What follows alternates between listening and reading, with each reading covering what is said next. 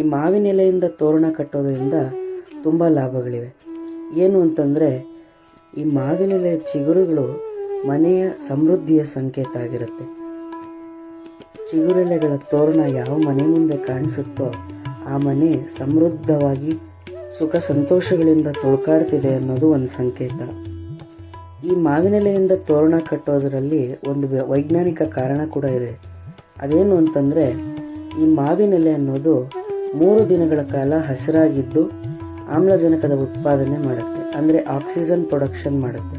Photosynthesis ಅನ್ನೋದು ಎಲೆ ಗಿಡದಿಂದ ಕಿತ್ತಾದ್ಮೇಲೂ 3 ದಿನಗಳ ಕಾಲ ಫೋಟೋಸಿಂಥಸಿಸ್ ನಡೆಯುತ್ತೆ. ಹಾಗಾಗಿ 3 ದಿನಗಳ ಕಾಲ ಅದು ಆಕ್ಸಿಜನ್ ಪ್ರೊಡ್ಯೂಸ್ ಮಾಡುತ್ತೆ. ಇದರಿಂದ ಮನೆಯಲ್ಲೆಲ್ಲ ಆಮ್ಲಜನಕ ಅಥವಾ ಆಕ್ಸಿಜನ್ ತುಂಬಿ ತುಳುಕಾಡಿ ಎಲ್ಲರೂ ಆರೋಗ್ಯವಾಗಿರುವಂಥ ಸಾಧ್ಯತೆಗಳಿರುತ್ತೆ. ಹಾಗಾಗಿ ಮಾವಿನ ತೋರಣಗಳನ್ನು ಕಟ್ತಾರೆ.